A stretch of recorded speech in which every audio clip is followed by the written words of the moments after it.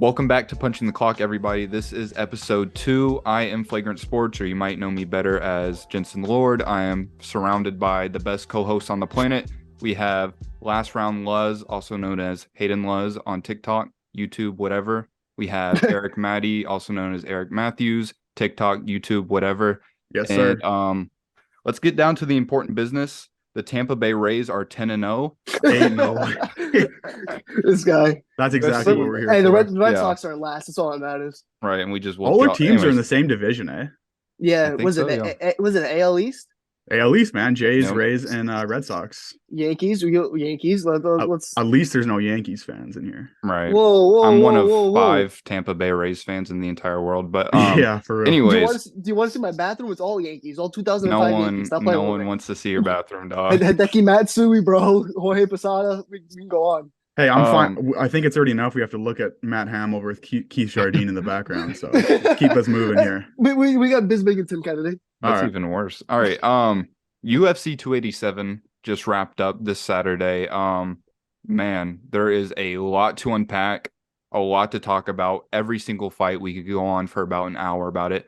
But how we're going to start this is we all three have a quick prelim fight that we want to talk about. And then we're going to go from the main all the way down to the last fight on the main card. So, Hayden, what's your prelim you want to talk about? Well, before I even get started, I apologize to everybody. My eyes might be a little low. I've been smoking on that Alex pack all weekend. Anyways. Did not know where that was going. Yeah. Anyways, Gastelum and Curtis. I mean, for what it's worth for like a 3-round fight, I think that was probably one of the better ones on the card. Especially with Kelvin Gastelum, right off the bat, I feel like guys need to kind of get off his back with this post fight. I feel like a lot of people will kind of give him some shit, calling him corny and this, that, and the other thing. I feel like some people don't understand how meaningful and how emotional that moment is. Being a top guy, but losing so many fights in a row, losing confidence, you know what I mean? But being able to bring yourself back against a top 15 guy in a great win, look like a second becoming of yourself. Man, Kelvin really, really impressed me in that fight. But with that said, it was a very close fight that I could see going Curtis's way after rewatching it again. And a very favorable stylistic matchup. For sure. And that's one part I wanted to break down as well, was the way the early investment of the low kick that Gastelum was implementing, right? He was going low kick, then the jab 1-2, because that kind of that boxing heavy stance that Curtis has. So he was making great reads with that. And his boxing was just very sharp, giving him a lot of different subtle level changes, a lot of different feints, would offbeat his explosions coming forward with his bounces on the toes. He just looked like a second coming of himself. I was very impressed with Kelvin Gastelum in that fight. But even with that said, Chris Curtis had a good showing for himself as well, especially in that second round. There are some guys like Yanez that attack the body very well, but there are very few that do it as effectively as Chris Curtis. You know what I mean? He commits to it over 3 rounds. And he commits to it, and he like you said, he stays solid on it. And I think on the second watch, that's what could have won or should have won him that fight. But what do you guys think about that fight? You scored for Chris Curtis? On the rewatch, I may have given. It's tough. I'm not mad at it. No, I get it. But 2 and 3 could have went Curtis's way. Watching it live, I gave it to Kelvin. But I feel like what gave the second round to Kelvin in most people's eyes was that drop. But it was a headbutt that dropped him. You know what I mean? Right. But that was a very big swinging moment for that fight. In that fight. But like I said, it was the constant attack to the body, the solid box combinations. He was blocking a lot on the forearms and the hands, catching and returning. Chris Curtis was doing a lot of damage too. When he would land, Kelvin would return with one of his own or 2 of his own. But you can hear the impact when Chris Curtis was landing against Kelvin Gastelum, and you can even see it on the face of Kelvin as well. Yeah, I don't feel like we learned a whole lot. Like there's a whole lot to take away from that fight besides Gastelum is still very, very durable all these years later. For sure. I do think like stylistic matchup wise, I mean, you're getting a guy in Chris Curtis who just, stands on the front foot, shows you the high guard and just looks to counterfight. There's really not a whole lot of elements to his game. And I mean, Kelvin is not the most diverse attack either, but a little more diversity. And you really just got to watch out and not get right hooked by the southpaw check hook. And Yeah. he did get hit, but he still has the durability. And the fight I want to talk about is a little bit of a similar situation where I don't feel like we learned a whole lot, but still interesting nonetheless. And a guy that I think a lot of guys are following and interested on, especially in a division not exactly littered with up and coming prospects. But that's Joe Pyfer, who fought Gerald Meerschaert. Gerald For Meerschaert sure. continues to take any fight that's offered, which has definitely led to him taking a lot of damage in his career, to say the least. But not He the comes to highest fight though, level. you gotta love it. Oh, absolutely, and he doesn't say no. Right. You know, it was a little bit of a funny fight to watch, where both guys are kind of plagued by the same issue, where they're both doing tons of leaning back. Pyfer was a little bit obviously more comfortable in the stand up, definitely packing a heavier punch than Meerschaert, and that results in him being a little bit more in the forward pressure. But both guys are doing lots of leaning back, and you're just waiting for the first guy to really double up his attack and commit to an entry. But a nice finish from Joe Pyfer, who continues to show really good counter striking ability. I really like what I saw from him, where there wasn't a whole lot of kicking going on in the fight. It was a lot of back and forth. And then Meerschaert finally, in that southpaw stance, throws the inside low kick. It has success with it, kind of backs Pyfer up. And then right away, he comes right back with a left body kick.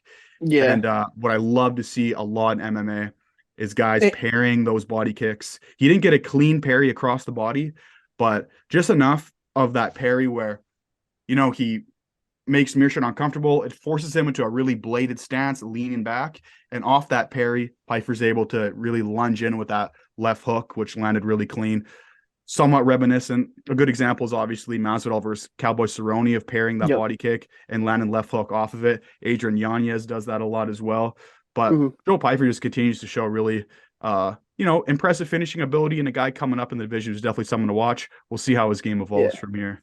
And if I may, over a really tough guy, I feel like when people talk about GM3 or have a thought about GM3, it's, he got knocked out by Hamza in one shot. But the thing is, his record doesn't really show how high a level of a mixed martial artist he is, let alone his jiu-jitsu, right? Because after getting knocked out by Hamza, I'm not sure, this is going off the top of my head, but I want to say he had 2 or 3 good wins right in a row. And people want to call him a straight grappler. He went out there and pretty much outstruck Bruno Silva, who was in there for 3 rounds against an Alex Pereira.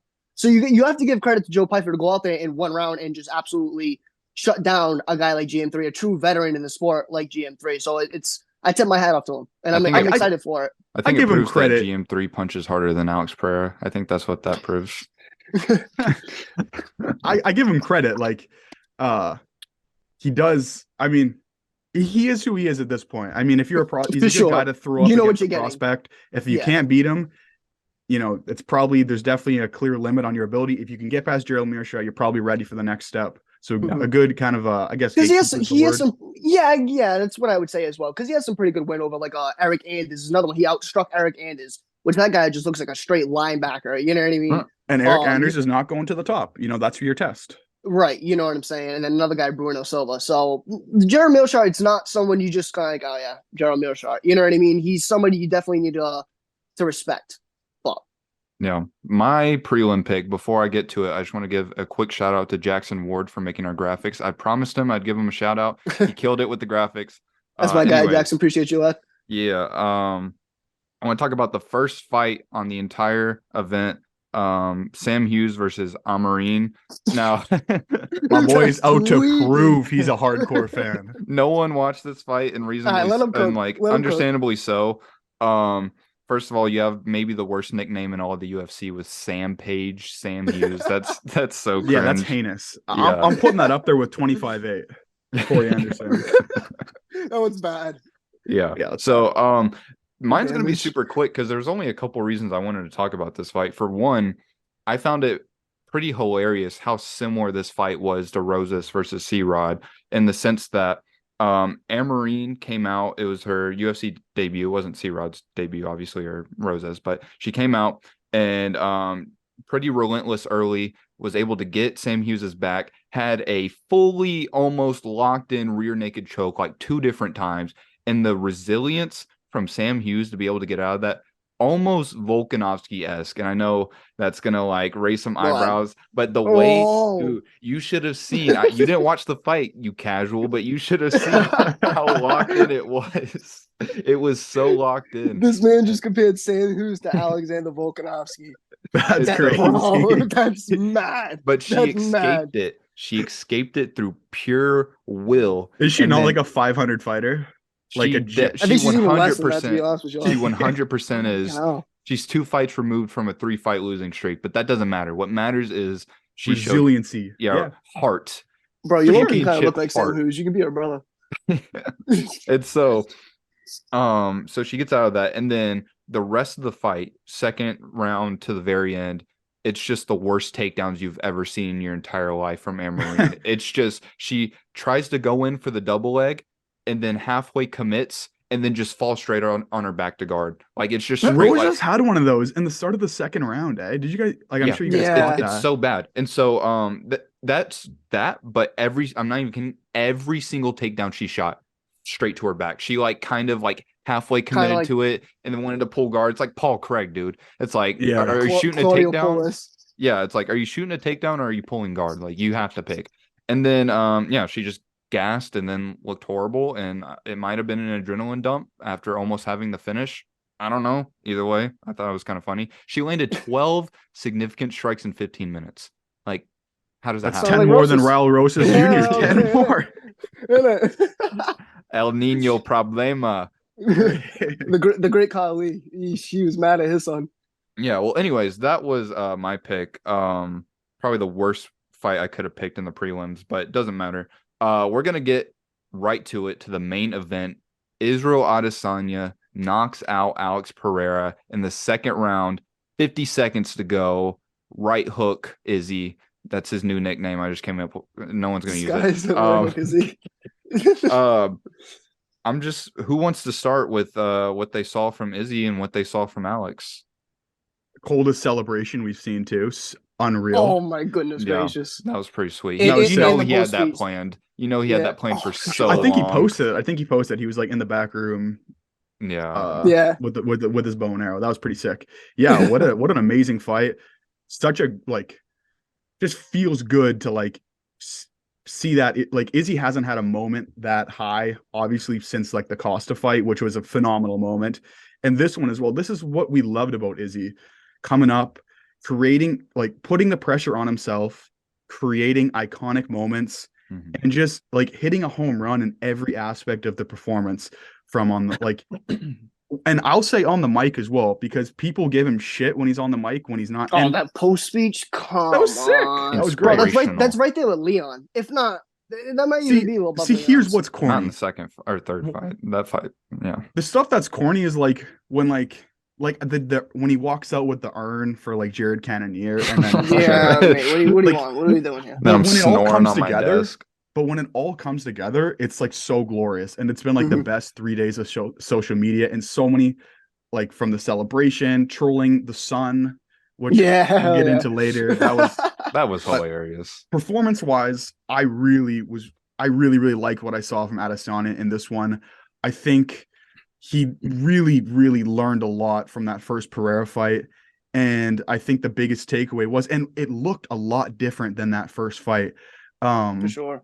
Where Izzy came into that fight approaching how he's approached most or the majority of his opponents thus far in the UFC, where he's spending large amounts of time on the back foot and able to use his footwork to defeat their pressure and pull them into low kicks and pull them into jabs where he's garnering respect.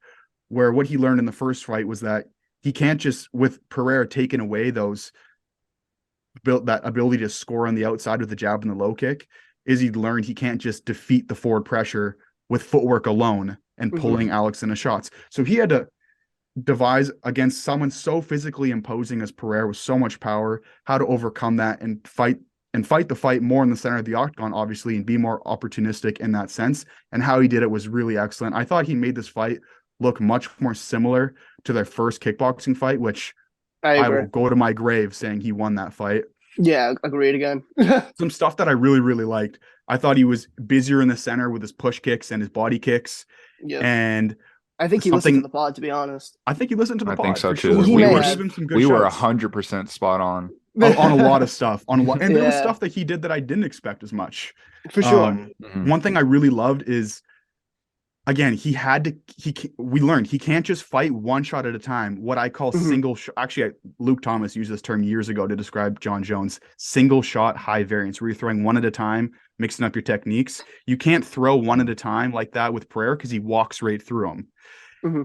What I was impressed that he did was being able to commit to his entries and throw in combination by attacking Pereira's resets off, whether he just threw a kick or whether Izzy fainted, right? Pereira, let's say he throws a kick, you're off balance for a second, right there, Izzy attacks, and that's when he commits. So finding those opportunities to throw in combination was really, really impressive. I think and I'm guilty of this too, but the truth is Pereira is not the most naturally forward pressure centric fighter. Again, in that first fight, he looked like a monster of forward pressure. He looked like Paulo Yeah. Costa walking down Yoel Romero. But you look at Sean Strickland, we're talking a different That's game a here. great point. Yeah. That's a great Different kettle point. of fish. And we learn, or I guess we knew, and Izzy especially knew, that when you're not just throwing one at a time and you can walk right through him, he actually is really willing to concede ground. And he does a lot of what I would consider tall man defense, where it's a Darren Till special, so Hayden knows it quite well, where it's a lot of just sliding back, short hopping retreats while leaning back over your hips and framing the hands out. Yeah. And that tall man defense definitely has its holes, but what it did in the first fight was it did neutralize Izzy's jab. And with Izzy not willing as much to time the resets and commit to entries, with it taking away his jab, he didn't have much on the back foot. It results in him getting pressured really hard to the fence. And that's not where you want to be against Pereira, obviously. But Izzy completely turned it around. And I thought he used his jab very well in this fight, where knowing that he can't just throw one jab at a time and land because of Pereira's tall man defense, it just gets deflected, taken off course. I thought he used his jab more as a range finder in this fight, which was brilliant. Yeah. Again, by timing the reset, bridging forward with the jab, right? Bringing both feet with him, going forward behind the jab, Yeah. and then attacking that tall man defense. The right overhand was a massive punch for Izzy in this fight, which I really love to see, because again, Pereira is extending, so you can't really land things up the middle as much, but Izzy would put himself in positions many times over to land that right overhand over top of that. Over the hook, over the shoulder. You also saw him as he got more comfortable and had established many more threats. He didn't need to time his entries as well. Or he didn't have to be so meticulous about his entries. He could just start to go as the fight progressed. And he started also, again, with that tall man defense, you can go over with the overhand, you can go under with the body shot, with the right straight to the body. He did that really nicely.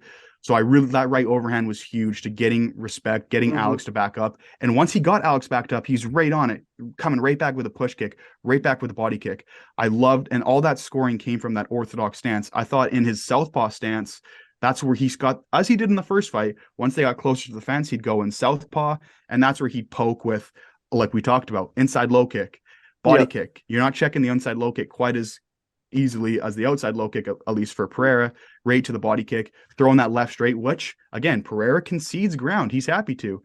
He'd throw that left straight, and especially as the fight progressed and he had established more, he started being in southpaw, throwing that left straight, then shifting, again, staying in range, stepping forward in orthodox, throwing that right hand over top. So it's really, really cool to see that progression. Again, I really he did his killing in orthodox, but he also set it up from southpaw, getting himself back into the center where he could really work. And then, of course, we saw him playing possum a few times on the finish as well.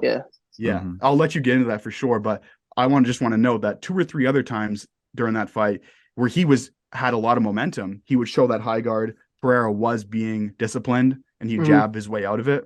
But, that finish was very well planned by Izzy. So I was really, really impressed. Yeah, for sure. And I think, like you said, that was a very good take from Izzy from Tejeda's camp, because you heard Glover saying, oh, we're going to come in more aggressive. We're going to fight this fight like the 5th round of the last fight. And fighting somebody like that, showing him the high guard, but not always attacking off of it, it's going to make him get over aggressive. High guard, and then because he hit that sticky jab overhand right like 5, 6, 7, 8 times before he ended up landing that finishing combination. Yeah. You know what I mean? So it was just very high fight IQ shown by Izzy. And like we were saying, a lot more forward pressure from Izzy here, dictating a lot more of the octagon space, opposed to just getting back straight up, holding the line more. Like you were saying, Eric, attacking me inside, inside low kick. Just brilliant work from Izzy all the way around. Yeah, that sticky jab followed by the two has been like his bread and butter the entire kickboxing and MMA series. He's just always gone to that, and it's been pretty successful for the most Yeah, part. the truth is that he's landed that right hand So many times throughout he all hurt him four of their so fight, many three of their times fights. in kickboxing, 100%. And the first fight, and it all comes from, again, when he just throws his long one too, it gets lost or it gets deflected with between, those extended frames of Pereira. But when he was able to get it over the top, He was twatting him about in their second kickboxing fight with that, but he was got kind of right hand heavy. But he was twatting him about in that second fight.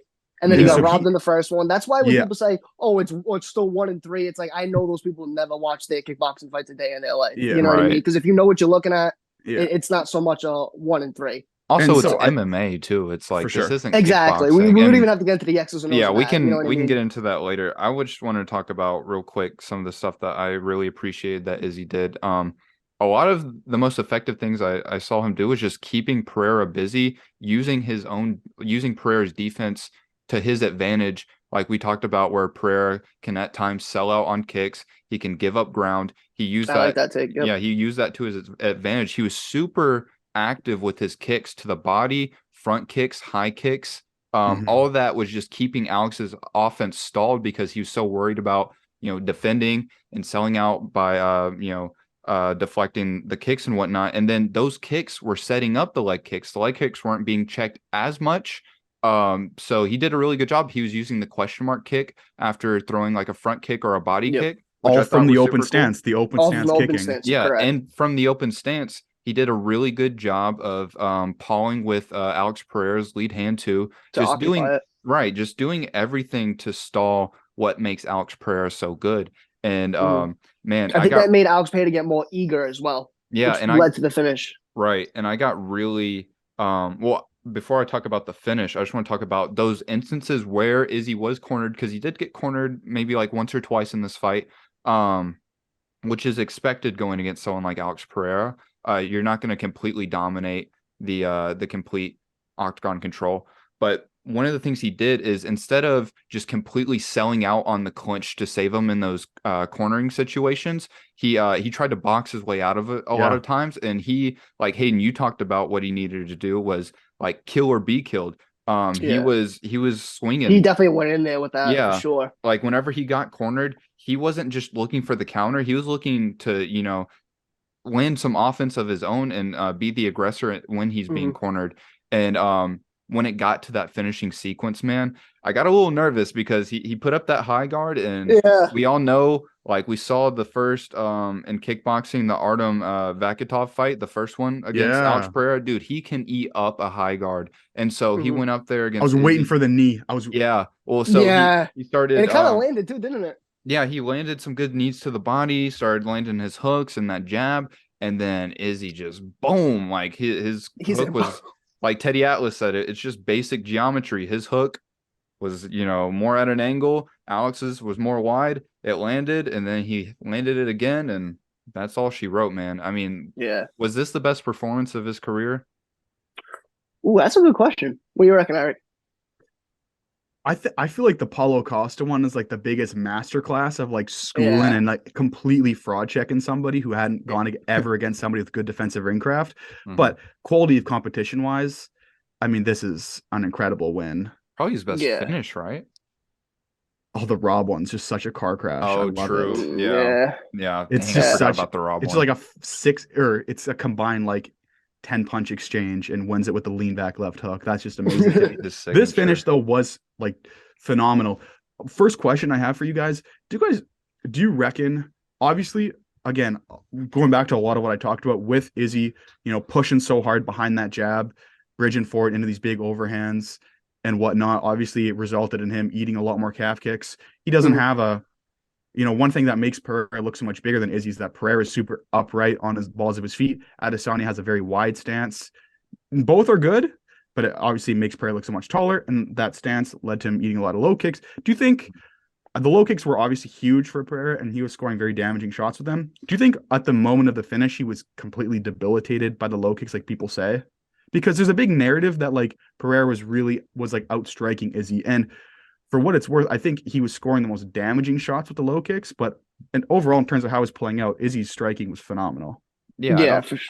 Get it, Sorry, get go it, ahead. James. Okay, well, No, I go, was go just for it. gonna say, yeah, like if you want to say that he was outstriking Izzy, okay, but I don't think you can say that with pure confidence. I mean, he Yeah. unanimously won the first round, and I know with these judges, that's not saying a whole lot, but also you can't just look at it from like a damage perspective. I mean, you can, like, that's probably the most important thing you can look at it from perspective of, but like I think if you just look at it from a perspective of who was utilizing their game plan more into the fight, I think it was Adesanya because Mhm. Pereira wasn't able to do what made him successful in that first MMA fight. This was a completely different fight. So just from that perspective, um, I think Izzy was outstriking Alex just because of he was able to utilize his game plan more. So I would definitely say Adesanya was winning those exchanges because it was just in the grand scheme of things, his game plan was working and Alex's wasn't. Mhm. I feel like Alex really didn't. I didn't see much. Like you have to at the end of the day, he was down 4-1 in that fight, and if anyone he has like you're never out of the fight. But in terms of like, you don't land the one shot, and even though you're building towards a finish, I'll fight, sometimes it doesn't come. So I thought we were going to see far more adjustments from Pereira, but it Mhm. looked like he still just completely expected to be able to just push through the Mhm. one shot at a time nature of Izzy by pushing through the jab and checking the low kicks. And when Izzy wasn't playing that game with him, I didn't see any adjustment through Pereira, despite many of the same patterns being repeated, where he kept giving Izzy the same that retreat, leaning back, not building off that. Like if he would have started just every once in a while throwing poking a counter jab out there while Izzy really commits to a retreat, could have changed the fight. Again, the low kicks were big, but I'm not going to sit here and say that the low kicks were like a giant game plan thing where that's why you didn't see him as much in the first fight, although he did throw low kicks obviously in the first fight. But Yeah, for I think sure. just by nature of how Izzy was approaching this one, it opened up the low kick for him. But I didn't see that many adjustments from Pereira. Mhm. No, Yeah, I yeah. I would agree. I'd And agree too. that finish was obviously amazing. I just like so many fine details of that finish. I will say in terms of Pereira, I'm curious to know your guys' thoughts on this. I think Pereira is this probably shows that he's done at 185 and Yeah. likely going up to 205. I do feel like he is a bit chinny due to the Mhm. weight cut at 185. People love to Mhm. throw the weight bully term around. I'm not a big fan of that term whatsoever because at the end of the day, it's a pick your poison type deal when you cut that much weight. Yes, Right.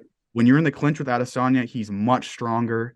He's uh he presents problems with his length for Izzy, but you cut that much weight, it's a give and take. I mean, your durability is not going to be the same.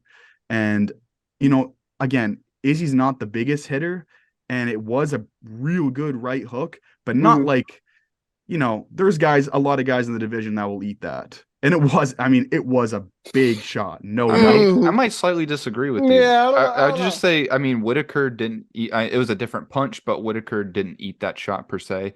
Costa didn't eat that shot per se. I'm I just mean, saying, like, it's not like he's a lot of the like even in the first fight, like it wasn't the biggest right hand. It kind of hits a weird spot, but he was really ready to turn the lights out. I don't think his durability is that great at 185. I think his durability will be a yeah, lot better at 205. I agree with Yeah. you, but I feel like Adesanya's power might just be a little bit slept on.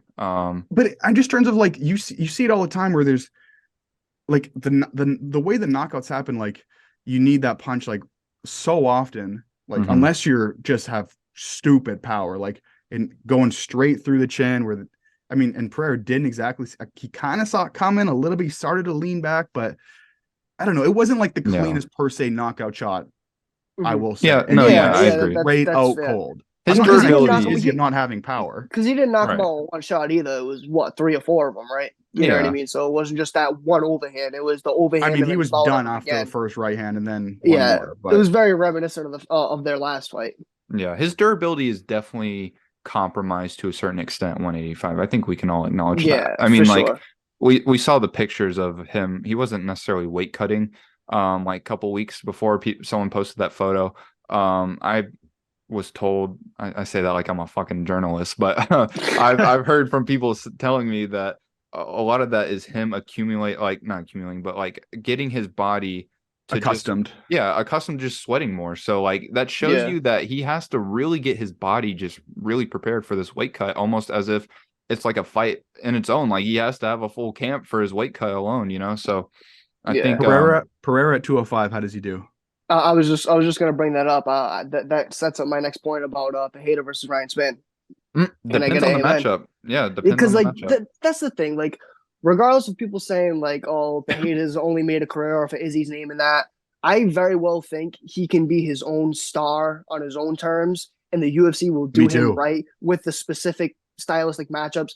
And let's be honest, we talk about middleweight not being the deepest. 205 is not the deepest either. You Like, follow what I'm heavyweight saying? sucks. Jens, You can know you what I pull mean? up the rankings? Yes, I can. So with oh, I got you, baby. Don't worry about that. Yeah, Hato, you got but it. even with that said, like the Ryan Spans of the world, I feel like it's a pretty good matchup. The Johnny Walkers of the world, pretty good matchup. Dominic Oh, Reyes. you ready for this one? So Stop, stop. no, that's Wait, sacrilege. You can't do that. That you can't sanction Yeah, you Dominic can't. Reyes with Pereira. Please That's make it insane. happen. I want to Jens, see it you're happen. Jens, That you're is gonna like some this bit. that's some Mhm. Scott Coker and Strikeforce matchmaking if they We do that. need it. Oh my God, we need it. I Jens, want to see you're gonna someone like this bit, die. buddy. Tell me. The wild card of 205, Anthony Smith. I think they might do it to him. Oh my God, this guy. Ooh, You reckon? You reckon? Wait. For his first fight at 205? I don't Yeah. know if he wants that fight. I don't Because know. I think Anthony Smith says it all the time. He swears up and down he'll fight anybody, and nobody questions that. I feel, and I feel he's kind of at that stage where he's like the gatekeeper of 205. I didn't say that. I love you, Anthony Smith. I promise you, I'm the biggest fan on the planet. Mm. But he's kind of at that. Let's call a spade a spade. He's at that point in his career where he's kind of that gatekeeper. I think it's a fairly decent matchup for Alex Pereira. But even a 39-year-old or 40-year-old Jan Blachowicz. You know what I mean? I think they mean, might give him someone. I think they might give him someone even more of a tune-up than Anthony Smith. I don't think Anthony Smith. So like a Johnny Walker, you reckon? Yeah, like a Spann or a Johnny Walker. I think that Jan Blachowicz is much like Izzy, a very tough matchup for Alex. I agree. I Okay. don't disagree. I'm just saying Okay. because of the age, solely Yeah, that's because of true. his age. Dude, fight your fight, Hayden. Talk back. No. I don't disagree with him. Stand your ground. I think the kicking defense of Jan Blachowicz is one of his better assets in this fight, like in any other fight as well. High level Muay Thai striker. You know what I mean? He clearly has the wrestling advantage, even though, in my opinion, I've been saying this bit for a while. He is a little bit of an overrated wrestler. I agree. But even with that said, Jan isn't the best of matchups, and people like to submit Rakic. I think he's a bad matchup for him.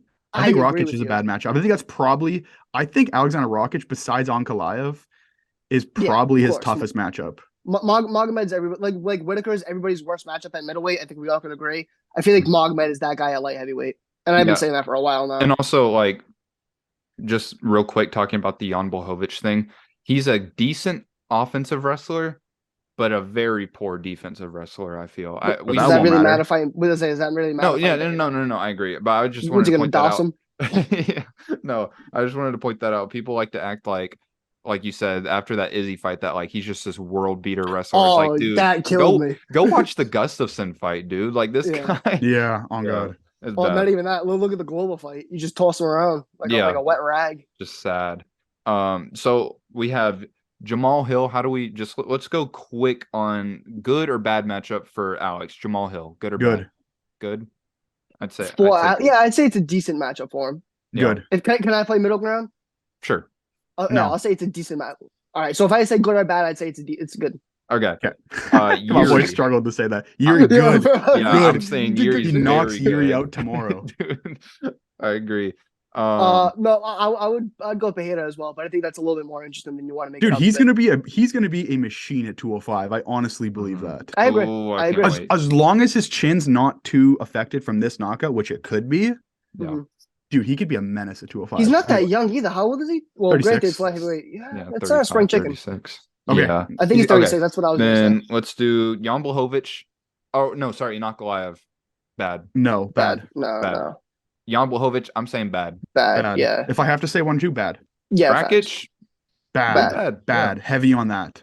Well, I think Magomed's worse, but I agree. Okay, second worst. Anthony Smith. I think Anthony Smith could be a tough matchup for Alex. Could.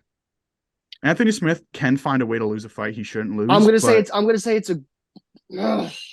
I'm gonna go bad. If Anthony Smith caught him while Yeah, he was a I'll say it's a bad prospect, matchup for him because that's my guy. You feel me? Yeah, that's facts, Jensen. yeah, Would you dude, say? Wait, what'd you if say, Jonesy? I if missed he it. could have caught him when he was a prospect, I think Anthony Smith might have actually beaten him. But now that he's Oh an yeah. established fighter, he gets crushed like everybody. Yeah. It's interesting though. Then let's Krylov. He'll be Krylov. Yeah. Yeah, but that's another one I feel could be a wild card in there. Flying That knee. could be his debut. That could be his debut. Yeah, Krylov only fights 1-round fights.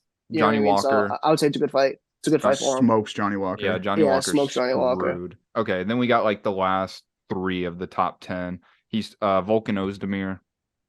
No. Smokes him. Paul Yeah, Craig. probably. God, Jesus, Paul.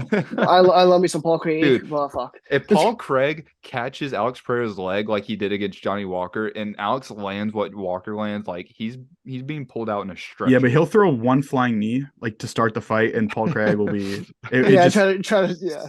Not even saying it'll land, but Paul Craig will not be comfortable after that, and it'll fall apart.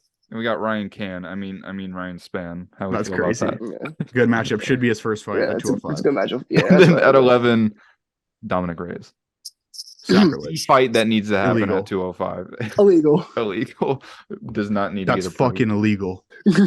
Okay. We talked a lot about Izzy versus Pereira. Now let's get to the co-main event. Jorge Masvidal versus Gilbert Burns. No, yeah, go Before ahead. we get into this, watch your lip about Masvidal because I know you like to run at the mouth when he's losing the match. I got some things to say. man. Listen, I got some things to say. listen. Before we even get into it, he is the OG of the sport. You know, he's been whooping ass before Journeyman. you were. If you call losing split He's been decisions whooping ass, go ahead. He's been whooping ass when you were in diapers. You better show Losing to your the respect best to a since I was in legend. diapers. Okay. He's a legend. Carry Let on. me. Okay, I trolling. think it's a little telling that you got so defensive before I could Because I even know where finish this is the going. result. Because I can hear it in your voice. I'm just gonna say he lost to Gilbert Burns by decision. That's what happened. That's the fight. Moving on. I'm gonna start off. I'm gonna start off with my version of what I saw that fight. Yep. I thought early on, first round, it's the fight that Masvidal probably needed to be fighting for the most part. Kept it at a kicking distance for the most part. Was circling away from the cage, didn't find himself backed up against the cage too often. And then I found towards the end of the round, probably like the last minute to 30 seconds, that's when I felt like it started to go off the rails just a little bit. I saw Masvidal get a little frustrated, started because Gilbert landed a big punch on him. I forgot exactly what it was. He wanted to get one back, and then he found himself against the cage. Gilbert got the takedown at the very end, and then second round and third round is just where it just kind of collapsed for Masvidal. Gilbert was much more aggressive. He was able to, get Masvidal to the ground. And one thing that really surprised me was Gilbert, when we talked about this last episode, Gilbert having success in Jorge's guard by not getting, Jorge got nothing off in Gilbert's guard for the most part. And I think that's a testament to how good Gilbert's top pressure is, man. Just stapling you with his head pressure and his shoulders, man. I mean, it's just textbook. And but apparently he doesn't have good jiu-jitsu. You disagree?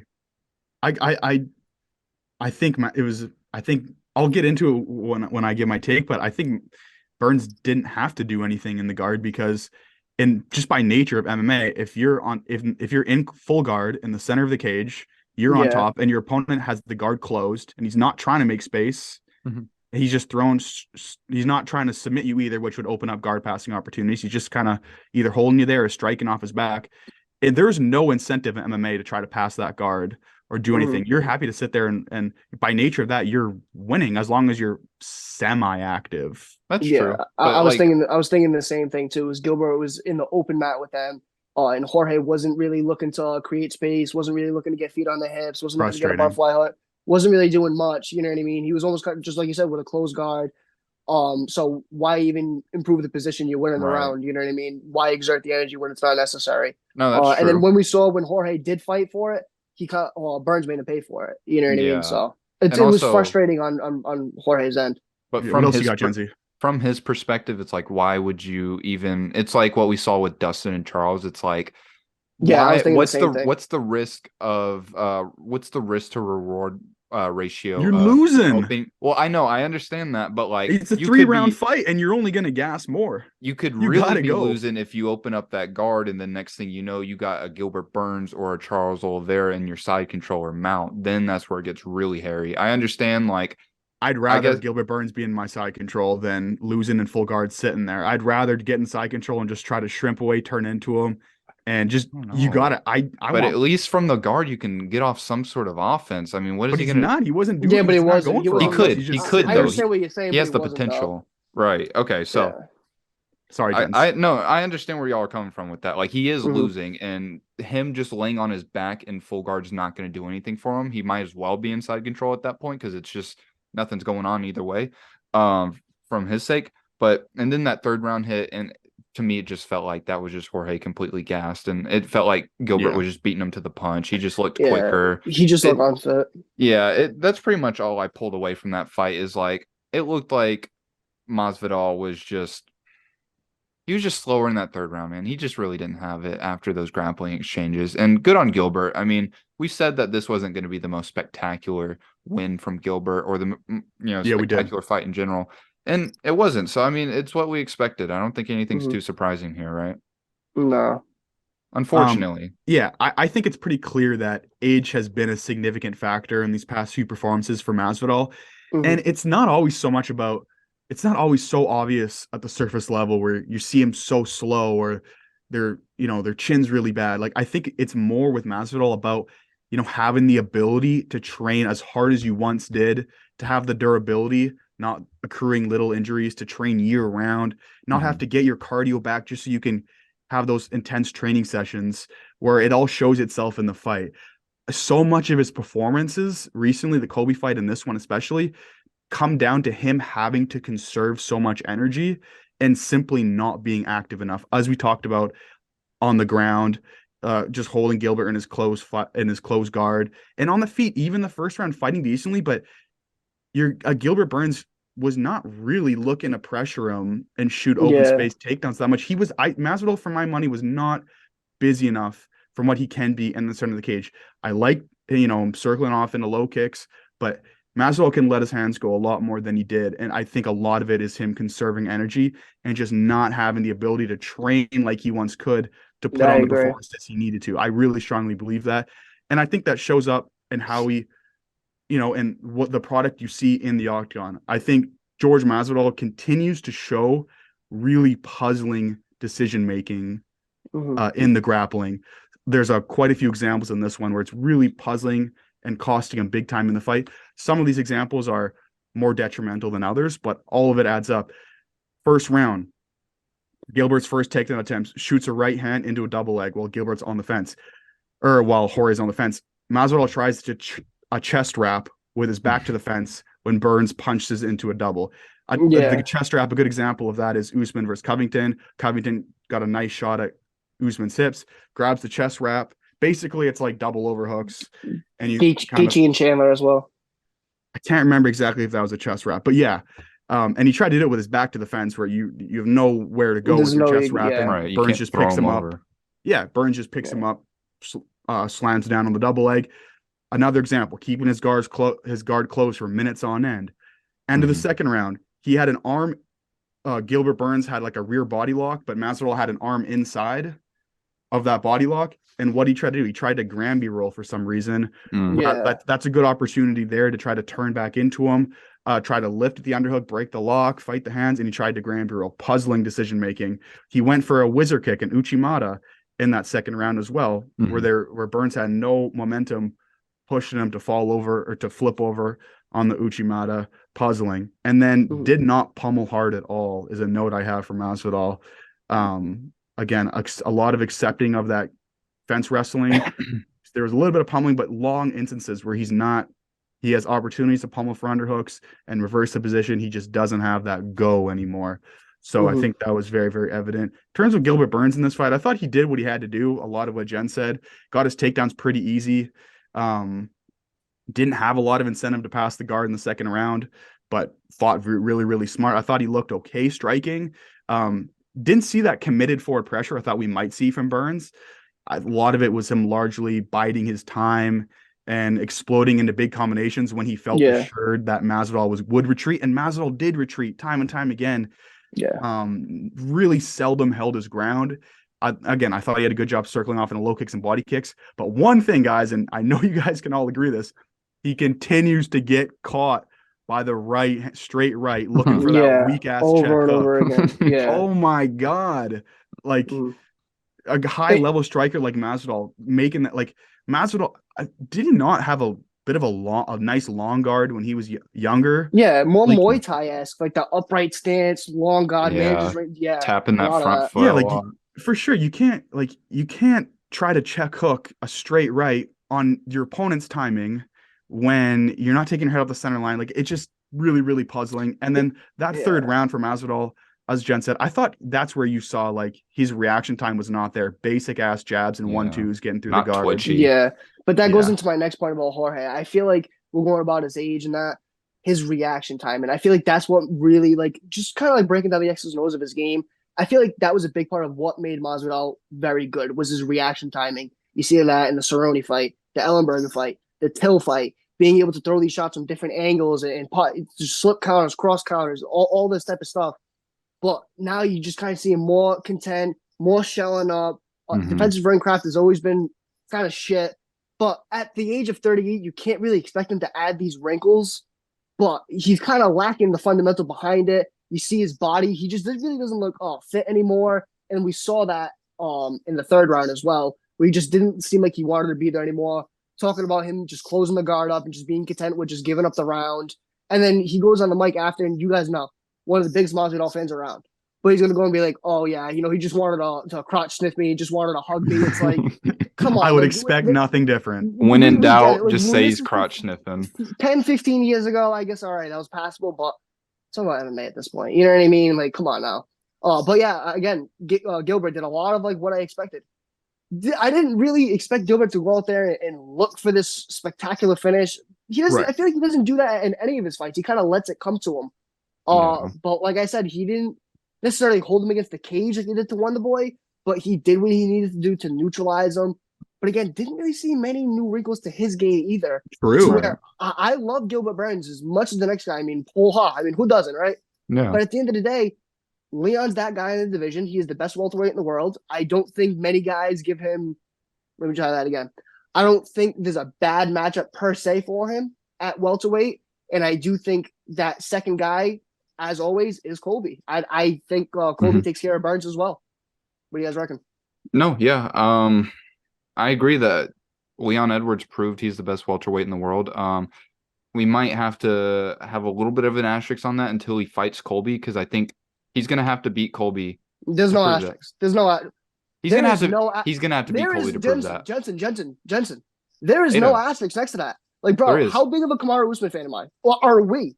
You follow what I'm saying? Big. But at the end of the day, he beat him twice. Well, I'm talking about me and Jensen. You know what I'm saying? Right. No, I'm just kidding. Yeah, he's all right. But at the end of the day, he beat him twice. What was he on a 10-fight win unbeaten streak at that point? You have to say he is the best welterweight at this point. He in my opinion, you could argue he has better wins than Colby already. I think he definitely does. I think he is the best welterweight right now. And you cannot put an asterisk next to him because he hasn't beat. You're saying you're putting an asterisk there. I'm putting a tiny asterisk. You're putting an asterisk there because he hasn't beaten the second best guy. Come on. Okay, I'm not. No. I'm saying he's not. Well, yeah, that's basically what I'm saying. Maybe the second best guy. Maybe the second best guy because Kamaru's still in the division. Let's not play around. Okay, no, that's true, and we don't know like if what Kamaru looks like was just a product of what Leon was doing, or if it's age. So we don't know. Like I think it's both. Right. So like maybe Colby beats him now. I doubt it, but you never know. Okay, but yeah, I'm just saying. You're gonna run me my money. Same thing with your hair and Volk. We'll get into that one too. There's just a teeny asterisk, just because Colby has always been that dude in the division. He's always been. What do you mean? He couldn't beat the champion ever. But he's been the 1B. Those fights have been super. He's the dude who beats up old dudes past their prime. Oh my god! Sits on the win for a year and then calls out the champion on a 1-fight win streak. That's what he does. You are right.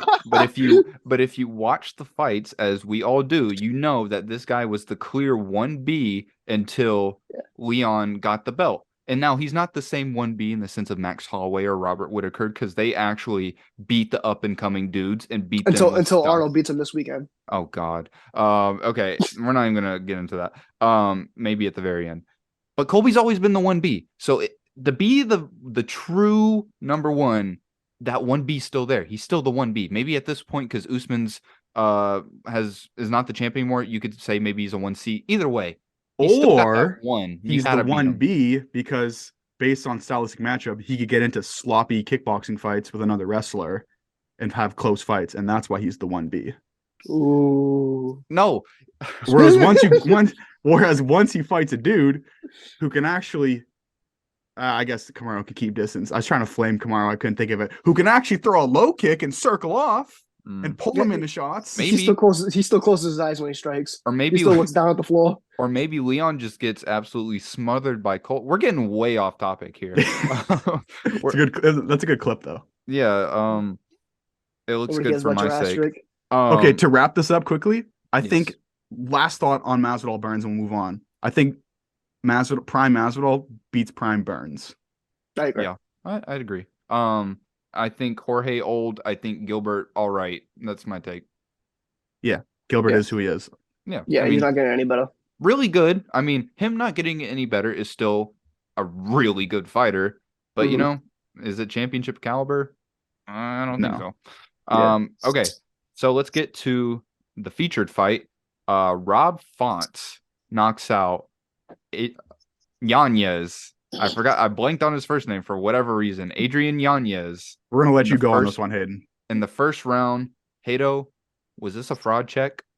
Oh, fraud check in the center. No. We're not even gonna get into that because at the end of the day, I want to give Rob his proper credit. You know what I mean?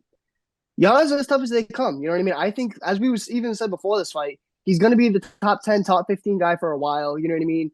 I think he had the camp of his life. He had Eve Edwards in his corner and that. I just think Rob, although he did look a bit old for my money, I think he went out there, he started quick, he put it on Yanez, and he did what he had to do fighting a counter striker. And with that said, you got it done. I mean, what else can you say? Spectacular fashion, dude. If it wasn't for the Izzy knockout, dude, I mean, that's 100%. That's 50K Rob, isn't it? Oh, yeah. I mean, I think he still got 50K. A performance of the night, I reckon. Yeah, come on, guys. It's not 2011. There's no more knockout of the night. Dude, he looked good, man. I mean, he did get caught a couple of times, but I thought both dudes did a great job of establishing a jab. One thing I want to mention, sorry not to cut you off. No, you're good. And this is not, and I hate to say this because I want this to be Rob's highlight hour, but a big thing he was talking about going to this fight was his defense. What? I don't want to say what defense did we see in this fight, but we saw Yanez connect a lot, especially with that one shot blew his eye right up. You know what I mean? Sometimes that's all it takes. But I'm worried to see him, as we already saw against guys like Aldo, against guys like Cheeto, against guys like even a Corey. That's tough to see. But that aside, very happy for Rob. You should have seen my face when he won. Spectacular performance, well deserving. You know what I mean? Over a top guy. Over a guy who was hungry, who thought he was going to walk through him. For my money, anyway. That's my take. And I didn't really appreciate the way he acted after. I didn't really understand it. I don't know where you guys stand on that. If you guys have more information on it, but he acted real sour, and I didn't understand. He just got knocked out. Yeah, I didn't understand what he was doing there. But even with that said, he didn't know where he was. Yeah, I don't. I think my biggest. I'm glad we got the credit for Rob Font out of the way because he deserves it. For me, very disappointing performance from Adrian Yanez, based on, I mean, a winnable matchup for him. It was an interesting fight going into it, but unfortunately, we did not see the improvement that we wanted to see from Adrian Yanez at all. In my opinion, I think largely we got what we expected from Rob Font. Saw him move in and out, throwing his jab from the high guard, which is so hard to time defensively, while angling off the center line. What are the biggest thing that I want to see from Adrian Yanez in this fight? We want to see him add more to his game. It's it's largely just counterboxing. We want to see him low kick Rob Font as Rob Font throws a jab because he's constantly circling into the low kick, stepping up the center line towards his weak side, towards his lead hand. And Yanez did not throw one counter low kick. He tried a couple. To it. He tried some of those. some of those little counter knee stomps, but your head doesn't really come off the center line. He was getting It's not popped. just really disappointing not see him add that layer to his game, because once they got into those what we said he can't do is start jabbing back and forth with Rob Font. Mhm. And there's a point in the fight, about 2 minutes in, where they're jabbing back and forth, and they literally do a complete circle throwing jabs. And Yeah. Yanez didn't throw one low kick in that sequence. Yeah. Super, super frustrating. But he got what he expected for Rob Font and didn't come in, with the improvements, having the humbleness he needed, that, how I fought those lower rank guys is going to work against a guy like Rob Font. Do you think he respected Rob? I mean, for sure. I just think he has too much confidence in his counterboxing. Simple as Okay. that.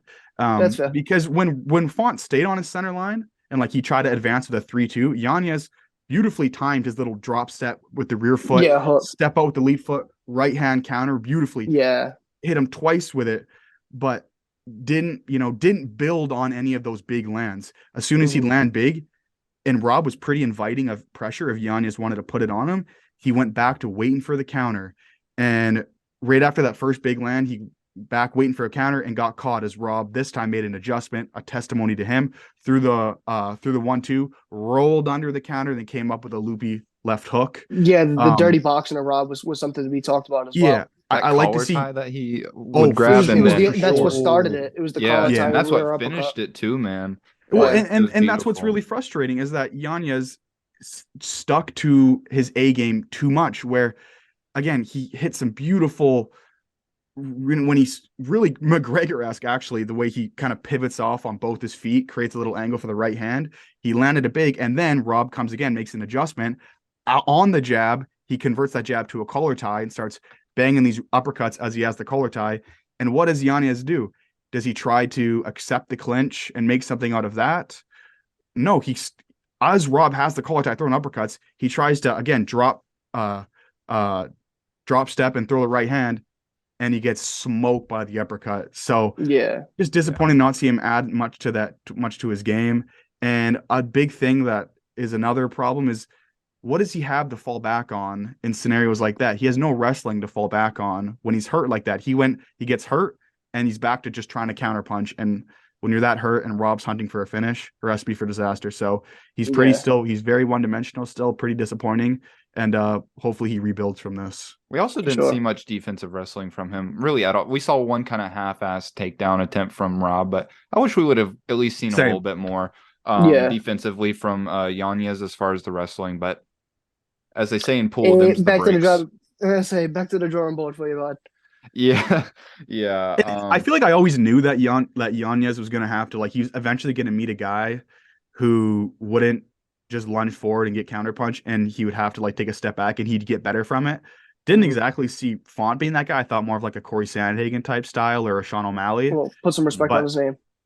Well, no, I'm just saying stylistically how he fights. Like I thought, like, I know. I still maintain that how O'Malley fights would give Yanez huge problems. Yeah, 100%, and Corey, especially. Yeah, no, I would agree. Yeah, but hopefully he rebuilds and comes back better. But that was a humbling. But what happens when he fights the Ricky Simones of the division? What's he have to do there? Or the Marabs of the division. Well, hopefully they don't give him those matchups. I'll say, because that's a whole. Yeah. Well, he's not getting Marab next. He's not even getting Ricky Simone next. He doesn't. Dude, a Marab fight would crush his morale. I don't know how well. Yeah, no. Well, why would he get the number one contender? Because I said Cody. Well, I'm just saying, like guys like that, the guys that can wrestle. Well, he's got to rebuild. He's got to step back. He's probably going to fight like Chris. I think I said Cody for him next. Either Cody or John Martinez. But even Jonathan Martinez is a fucking hell of a fight for him. Yeah, I like him versus Cody. I think that makes sense. Yeah, him versus Cody, I think is great for both. Like you said, James. I swear, if that turns into a staring contest, like Cody's last fight, and I forgot about Yanez, when he's not landing huge counter punches, he can tend to stare as well. But how disappointing would it be? Is it like Cody? We've been begging him to fight with some, maturity and patience his whole career. Now that he finally does it, it's just his last two fights are just absolute duds. It's like that would suck. Like both guys, and he's still fairly young, isn't he? Was he like 33? Who, Cody? Yeah. Yeah, I mean, but he's got no chin. Okay, anyways. So let's get into the I guess second to last fight of the main card. The second one that opened it. Holland. Yeah, so we have Kevin Holland for it, boys. Knocking out Ponzinibbio in the third round. Can I just real quick give some thoughts? I'm Some on Let him your cook. ass, boy. Oh man, I thought for the first, this reminds me of the Jorge thing just a little bit in the sense that early on, I thought Kevin Holland was looking all right, showing some good movement, some good footwork, some good rangy attacks, front kicks and some jabs and whatnot. And then in the final minute, man, it just everything fell apart. He looked like old Kevin Holland. You think so? I think so. I think the rest of the fight, he looked pretty much like Kevin Holland we're pretty much used to. I didn't see much movement from him the rest of the fight. I didn't. Those He rangy wasn't attacks light were on. still Yeah. Okay. No. Keep going. okay. Keep going. Those Cook rangy after. attacks were still there. But I just didn't see the same type of movement. He still couldn't check leg kicks really that much. True. He did have That's some. true. He did still have some like over extensions of his punches. Yeah, it gets sloppy. That happens. Sure. Yeah. But I thought early on though his movement and footwork did look really good. No. Tell me he looked like shit. No, I think in the second and third round he did what he needed to do, much like Gilbert. But we all know that he has power. He showed it in that fight. We learned nothing new in that sense. But I mean, it is what it is. He won, good win. You know, I'm not here to hate on the guy. Eric's ears is steaming. I'm right usually now. the Holland defender. Go on, lad. Dude, Get I out thought his this is ass. the best performance of his career by a mile, honestly. It was good. I mean, it wasn't bad. This is I've been clamoring for these adjustments, and I thought, okay, first of all, true. In the first round, he was bouncing on the balls of his feet, but there's most guys that fight like that. They ended up becoming flat-footed by round 2 or by the end of round 1, but the movement didn't stop. Like he didn't start being flat-footed and just letting That was my Ponzinibbio biggest takeaway from Kevin or Holland. Vittori or Brunson just walk inside. I Mhm. thought he committed for 12 minutes that the fight played to, I mean, again, the movement slows down a little bit as you get tired, but he was still seemed committed to it.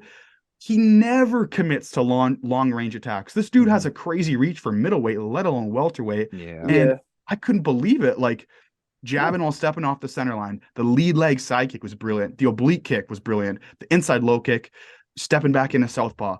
The body jab, the teep kicks, the lead leg push kick. Mhm. He'd throw the jab and then shoulder roll the cross counter because the right overhands the tall man's kryptonite. Brilliant, and he maintained it throughout the fight. A couple times the fight got inside. He largely held his own. I think Kevin Holland really should be praised for this performance, even if Ponzinibbio didn't have the physical ability to really exploit some of Kevin Holland's issues, because I feel like he did the same thing. I feel like he did the same thing for 15 minutes. At the very least, Kevin didn't self-sabotage. I thought it was a committed and a very focused performance from him. Yeah. It wasn't just him standing flat-footed, flapping his gums and falling into clinches. Yeah, And he again, actually looked like Kung Fu Kevin in this fight. yeah, That's why he's I not a call him world beater. He knows he's not a world beater now, Yeah. but he's still improving. And I thought it was commendable. And from where he came from, it was commendable in my opinion. Right. It wasn't a bad performance. I made it seem like he just completely fell off the rails. Like, no, I did not mean it like that. He did kind of slow down a little bit, but yeah, like I agree. I like the rangy attacks from him. I thought that's what he's been needing to do in his career. It was good, but like at the same time, I want to see that against someone who's younger in their career and on the upturn. But wasn't bad. Like it wasn't a bad performance by any means. It just didn't like blow me away. No, it didn't. But it was a little bit slower, but the fact that he was able to slow a fight down and just poke on the outside for the large majority of it, we needed to see that. Again, he's got to get better and build from this, but we needed to see that ability. Yeah. Right. That's true. And I question if we ever did. And another thing, guys, that is there's an old narrative about increasing fighter pay, that if you pay these guys money, their hunger is going to go and they're not going to fight as much. Kevin Holland is probably he makes a lot of money based on all the times he stepped in. Yeah, especially that. He was probably the 4th highest paid fighter on the card. Probably. Oh, on the card. On the card, Izzy, Pereira gets pay-per-view points, Masvidal, and then probably Kevin Holland, because he's got a lot of new contracts. I think he makes a lot of money. He could. And I don't know exactly how much Burns makes, but I mean, he's probably. I think Holland makes a real pretty penny. He got close to $1 million for accepting that Hamzat fight, and it's a multi-fight contract. Right. Everything's a multi-fight contract. And despite all that, he stays active Mhm. and he is showing a willingness to improve. And Yeah. he seems to be a guy who understands that the belt at this point it might not be super reasonable, but he shows that you can fight for money, as most fighters do, admittedly you're not, and still thrive to improve and put on good winning performances just in the name of like self-actuation and a competitive spirit. He's the Yeah. new Like, age Donald Cerrone. And Jorge, pardon? right, Hato? I say he's the new age. What was that, Jensen? Or like Jorge, like the belt's Yeah, not go on, go realistic on. in your career. You'll have some I, nice wins, but ultimately you're just I kind of say he's the new age Donald Cerrone. Okay, maybe. well, that's I not a mean, bad. Adolis Sterling's in the Hall of Fame. yeah, And it's not a bad, not a Kevin's bad got room comparison. for improvement. I think we can all agree on. yeah, Like eating the low kicks and at some point like turning into them and like eating them even more fully. yeah, and Not he a great definitely thing. fought a favorable matchup as well. You know what I mean? 100% with Someone that kept Ponzinibbio giving him where the he's at same after the blood looks. infection. Yeah. But and I like stuff I want to see from him. I'd love to see him like in terms of dealing with that low kick because his reach is ridiculous. Like just Mm, countering the low kick with his right hand, even with his jab. I'd yeah. love to see him start throwing elbows on the inside because he's got such lanky Well, arms. Like he does that for he sure. did. You're right. You're Yeah. right. I should give him credit for that. I know Hayden, you'd like this. A double attack would be really nice. Throw more of those For long kicks. yeah, for sure. So room for Yeah, improvement. But because his well, I feel like you said this a while ago, but my biggest gripe with him is let's say the fact that he's so long, especially for the welterweight division. But his biggest problem is he can't remain long. He's always ends up here. Even with Buckley, fighting someone like a Joaquin Buckley, that should be bread and butter for you to be able to keep him on the outside. It's for someone that would sure. charge right forward, and he wasn't doing that. He had thrown these inside elbows and all these uppercuts and stuff, and it's like your ring craft needs to start evolving. And I think, like as you said, well, I think that's what we saw on Saturday night for Kevin Holland. I have a quick question for y'all. The Cerrone thing just reminded me. Just real quick question: is Jorge Masvidal a UFC Hall of Famer? Probably Hell not. no. Not even close. You think No, there's a chance, relax. Jens? No, I just wanted to know what y'all thought about it. I thought like he might I maybe don't think so. borderline. The big problem is we just don't know what He's like fought a lot. we don't know what the guidelines are for like we know baseball, yeah, unless you're like the GOAT, you're not getting in. We know basketball because Yeah. of how like worldwide it is. You can get in with like a good European career and all that. Football, same thing close. Yeah, I don't think Masvidal would. I mean, would I be? I'm not on Eric's side. Would I be surprised? But I would probably say no. Okay. I feel like um Jim Miller has a better chance. But yeah, I'd agree. I would agree. And like, but is it the Hall of Very Good or is it the Hall of Great? Like Well, I think just like I said, we don't Yeah. know where the UFC Cowboy could have changed the precedent. The fact that they let Cowboy in, a guy who couldn't win a belt, Mhm. yeah. could open the door more for these guys. But yeah, Who I knows? yeah, no. Okay, now let's get to the first fight that opened up the main card: Raul Rosas Jr. versus C-Rod. Man, Who the hell is C-Rod? First of all, nobody calls him C-Rod. His name is Christian Rodriguez. John Anik called him C-Rod in the Everybody with the telecast name Rodriguez, they use his name is because Christian I Rodriguez. don't want to say D-Rod. Rodriguez. every single time. I want to say D-Rod. C-Rod. People know who D-Rod's fighting. Judge, can you name me one guy he's fought? I don't like. C-Rod or D-Rod? No, Christian Rodriguez. Christian Rodriguez? I don't know, dude. He's fought a real acronym, JSP. Okay, well, cool. Anyways, carry on. Okay, so let's get to C-Rod versus Raul Rosas Jr. I'm just gonna say this right now. Even though this kid's 18 years old, at this very moment right now, this kid sucks. Stop, bro. He Stop that. sucks. Stop, Bro, mate. he Yeah, carry on. sucks. Do you disagree? You gotta explain as to why. I'm on your Okay. ass. Okay. Dude, talk your shit, Jens. Go in. Right. He's 18 years old. So he has all the time in the world, dude. This dude has so much time to get better. The fact that he's in this position at 18 years old, incredible. Like amazing. But like, dude, man, this dude has zero patience in his game. Like he went out there, he looking like Hamzat, but minus the wrestling, minus the cardio, minus everything. So basically just like me out there. No, definitely not. But so Submit your ass real quick. Yeah, he did easy not- now, boy. yeah. Let me slow down. did not set up his takedowns whatsoever, dude. It was Mm. so painful to watch. I cannot tell you how many times he would just shoot for a double leg with nothing behind it. And I'm not saying you have to have some crazy elaborate setup for a takedown.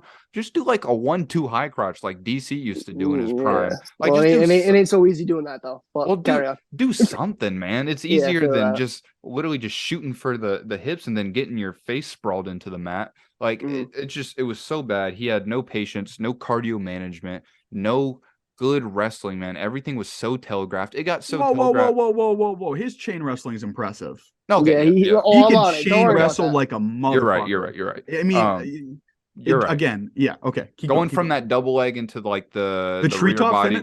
yeah, Yeah, like the treetop. the Yeah, Right. that's treetop. exactly what I was That going whole to say. sequence was Yeah. like 4 takedowns chained together, get to the treetop, spun him back around. He can You're right. wrestle his ass off. Okay. He can, He has but it's zero not set decision up. making. Yeah, it's not set up that well at Mhm. all. And then his cardio management is just not there, dude. For sure. And then so not only that, but like his telegraph or his takedowns got so telegraphed to the point that like C-Rod was able to time it with some nice knees. That one big one that landed. Yep. And the thing that really bothered me was Joe Rogan saying like, "Oh man, you just gotta look at the resilience of Raul Rosas Jr."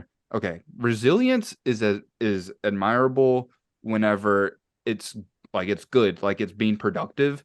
His resilience was not being very productive at all. But you have to understand when you're calling a fight that's being dominated, you can't just say, "Oh, this guy's getting his ass whooped." You have to like the Aya Quinton and Habib fight is my favorite one to interject with. Oh you know my what I mean? god, that's It's heinous like commentary. no, but it's bad. But at the end of the day, it's like they were trying to do their best to give Aya Quinton credit, take it on 24 hours notice and all that.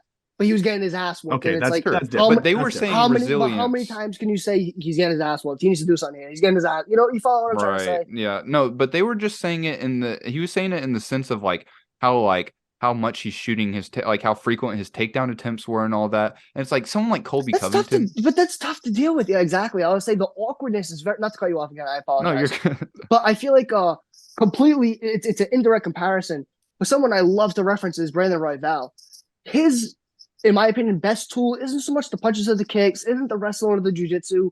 It's his awkwardness. And fighting somebody like a Raul that stands so tall, he's always moving with these weird angles and stuff.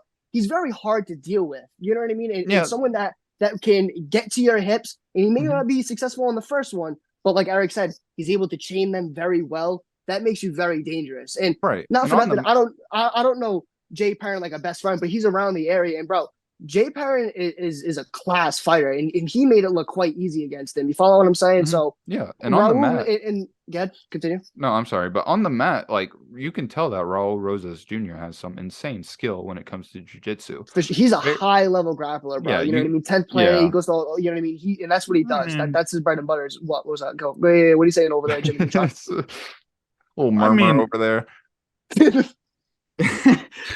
How honest do we want to be? I don't know. It's hard to gauge. I'm trying to be optimistic. It's hard to gauge where the skill level is when he's spazzing out so much and like just. Is it a skill fighting like issue? an 18-year-old kid? Is it a skill issue or is it a like fight IQ management issue where when they're on the ground, both on the feet and his wrestling, and when they're on the ground, he's rushing so many positions. Yeah, zero. Again, beautiful. And again, that high pace, is favorable in chain wrestling contexts when it's, at appropriate times. But like even he gets to side control. His head's way too low in side control. You really don't want your head to be down at the hips unless you're working for certain things, but head too low in side control, not really secure in the position, almost as if he wanted Rodriguez to like get his frames, shrimp away and then turn in, where he's like kind of letting him, then he's jumping on the neck and then he's arm guillotine, but he's totally rushing it. And Rodriguez can easily just like tripod up, anticipate the guard pull, jump across to side control. There's tons of weird stuff where later in the fight, especially as he's getting tired, where he doesn't have any height whatsoever on these like body locks and he's trying to force takedowns and he just gets like the wizard just flattens him on his back that Rodriguez has, where he's just rushing constantly. He's in this huge rush. And so is that a skill issue? Is that a fight IQ issue? To me, it's a little bit of both. It's hard to gauge where the skill is at, where he just has no real respect for the opponent. I mean, again, Yeah. you need to be borderline delirious or so maybe that's not the word, but so cocky that like to fight at that level, you really do. It's Yeah. but he needed this humbling for sure is my big Yes. takeaway. He needed this Yeah. humbling. This was a I'll say that, big fight for him. yeah, I'll say that kind of circles into the point I made early. You know what I mean? He's not just fighting like a no disrespect, but like a Fernie Rodriguez. He's not fighting one of those guys. He's fighting Christopher Rodriguez, who has 10 professional fights. He's won 9 of them, and his one loss has come to one of and I know Eric, you like him as well, our top prospect in JSP. You know what I mean? JSP is the boy at featherweight. Oh, Facts. sorry, cut out there. Yeah. Keep my boy just stop talking. No, No, yeah. I just cut out there. My fault. No, But you're good. so I think the composure that he showed in that fight, because I feel like again, the style that Rosas fights with can really rattle some fighters and be like, oh man, maybe I have to match his energy, and I can. That's what veil gas out. You know what I mean? Just one of those mind games or one of those. I don't know, but there's for sure a fight IQ deficiency. You know that goes without said. A lot of work to do, but to say he sucks at Jens, that's I can't agree, buddy. Okay. I like it. At this very moment, no, let's defend Jens. At this very moment, compared to who he was saying he was, which again, I don't get mad when fighters are cocky. You need to be. Yeah, we're talking about like I'll beat Aljamain Sterling tomorrow. Yeah, that's bad. On the context of that, he does suck. Yeah, that's fair. But hey, 18 years old, second fight in the UFC, and you're on a pay per view on a main stage at a press conference as well. You ain't gonna be on the pay per view the next time. You ain't gonna be on the next pay per view. Yeah, probably not. No, incredible the achievement. UFC is not the place to grow up in. It's really not. Chase Hooper sure. is getting licks taken out of him. It's for sad to see because guys that can, again, Raul Rosas Jr. Everyone says, "Oh, it's no big deal. He's 18. His prime's not for another 10 years." Dude, his body's still growing. His prime is going to be like 23 to 27. People's primes are all at different ages. Yeah. Well, it's about how much, like, what's the wear and tear you're putting on your body. The guy's been hard MMA around since he was 11, 12. There's, he's not coming up. Even if you come up wrestling, again, a lot of wrestlers become striking heavy in their 30s. They got bad knees and shit. It's tough on the body for sure, but once you're MMA wrestling, it's a different level of wear and tear on the body. And for sure, to get lumps taken out of you, you don't need those lumps taken out of you at the UFC just so you can cash $15K and lose. Where you could fight for 3-3, get a bunch of sponsors because or even have a development contract. Because exactly like Chase Hooper had, you get paid by them as well. You know what I mean? So yeah, like that would be much better for him. We haven't gotten into his striking yet, and like. We pretty much saw almost nothing of it in this fight, but what we did see... It's not good. Dude, he has nothing. It's very overrated. When Joe Rogan was like, oh, his starting base was striking, I was like, Joe, you should have left that one in the back pocket. Yeah, dude, it's so bad. Like, so he has no sort of fundamentals at all. No jab that he can hide behind. Nothing. It's just spinning attacks. It's crazy flying kicks like we saw in his debut or his Contender Series fight. Kind of just trying to get close to his guy to shoot into the takedown and chain his wrestling. It's kind of what it is. Yeah, it's just to back him up and whatnot. But like, still, it's like he has nothing that he can rely on striking wise that we have seen. It's always just been something crazy, some like flying, side kick. It's been some spinning kick. It's been a spinning back fist. Like, dude, that's not reliable. Well, again, when he's not sprinting and just spazzing out and gassing, maybe he has a little bit more in striking, but from what we've seen, he's got work to do everywhere. And I think sure. He has good movement on the feet. Like his movement on the feet's all right. I thought. It was good. I wouldn't consider it purposeful, but he does move. Right. It doesn't mean anything if his legs work. Right. If you're Last thing on Rodriguez, anything to take away? Did we learn anything about him? To me, he missed weight. He fought composed. It's hard to deal. It's weird to deal with a guy spazzing out that bad, and he definitely stayed composed. Very Piotr Jan-esque. Survived the back take in the first round. Let the round play out. I would have loved to see him go for the finish more in the third round. I agree. That was my biggest takeaway for him. That's. Really not even trying for he'd have. When you look, he could have just hammering away, and he would have had it. When you look at the choke that Poirier pulled off on Chandler, where he's not even under the chin, but he just squeezes the hell out of it. And when you're that tired, you make mistakes when you're getting, your jaw squeeze and Chandler, it ends up getting under. I mean, he could have finished Rosas Jr. I He agree. yeah. But anyway, on to the next. Yeah. Well, next topic. Let's get into some fight news. I don't know if it's been officially confirmed, but it is pretty much confirmed at this point that Volkanovski is going to be fighting Yair Rodriguez to unify the featherweight title July 8th, I want to say, which will probably be International Fight Week. And can I just say, from my perspective, thank God, dude, because as an Islam fan, nothing drove me up the wall more than seeing Volkanovski lose that fight. He lost it. Now, he has an argument to say he won it. Okay, but at the end of the day, you lost. And leading up to that fight, he was saying, oh, I'm not gonna hold up both divisions. I'm gonna keep both divisions busy. And then what did he do? He immediately demanded a rematch and then was saying how he won the fight. Oh, and then they're like, oh, what about, the interim title that just fought before your fight? What about that? And he's like, oh, he can hold the flag down there. It's like, dude, no, you said you were going to keep both divisions busy. Stick to your word. You're holding up both divisions. You can't say an interim title holder needs to just hold the flag down there. Dude, but that's not even what's happening. What you're saying is irrelevant. That's not even what's happening. No, and I'm saying that's why it's chat that gets morons like you going. No, and that's why I'm saying it was never Volk's call. He does not have that pull. Clearly, because it didn't happen. No, and that's why I'm saying I'm glad that he's grown up. He put his big boy pants on. He's grown up. You're chatting shit now, mate. Like, dude, you literally, bro, what are we on here? Like, he was acting like a child. Just get into it. You want to get here to win the fight. You want to get into it. Let's get into the X's and O's, baby boy. He was getting into, oh, it's not fair. I won that fight. I deserve a rematch. Dude, you went up. You challenged yourself. Bravo. But you lost. You go back down to your 45 where you're, nice and You big ask anybody whose opinion that matters, they say Volk won the fight. Okay, that's great. But the fact of the matter is he lost. Joe Rogan's opinion does not still matter. I'm not even talking about when he was. There's a lot of guys that say that. When how you score MMA fights, he did not win that fight. I think Islam won the fight smart as well. People but there's a lot of people that the scoring criteria. Smart people who it's their job. Well, let's not say that. Yeah, let's back up on that. Smart people who actually know the scoring criteria that I see, that I respect, the analysts that I respect, everyone knows that Islam won the fight. It's just that Volk was it was underdog bias to the fullest extent, and I was super guilty of it watching it live. I had Islam winning. I didn't say Volk won the fight. I didn't say Volk won the fight.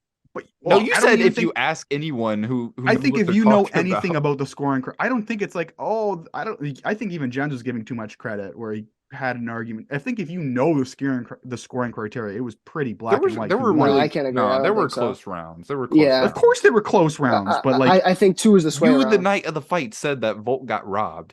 I just said underdog bias when I'm watching with the boys, screaming at the TV, standing up. Dude, everyone, whenever in this, oh my God, this drove me so crazy. It's just these highlight reel. It's like what Izzy says, the TikTok generation. And, we're all TikTok creators, so it's kind of hypocritical. But dude, when he had his back taken by Islam and he's throwing little rabbit punches that are doing absolutely nothing and screaming. What is Islam doing? Once you try to finish the choke. Okay, but he's still in a compromised position. Islam is not too compromised. He was very relaxed, if you ask me. See, I'm on Hayden's side. I want to give Volk credit for that, and I'm on Hayden's side, but I know in the scoring criteria how I'm going to explain to you who I'm going in. But do you understand why? It's because the way he was able to close off the hook, he was staying safe. You show this fight, switch, and go the other way. It's just high level grappling shows. Oh, so high level when he had his back taken twice. Sorry, did he not take down Islam in the 5th round? Did he not? He did, right?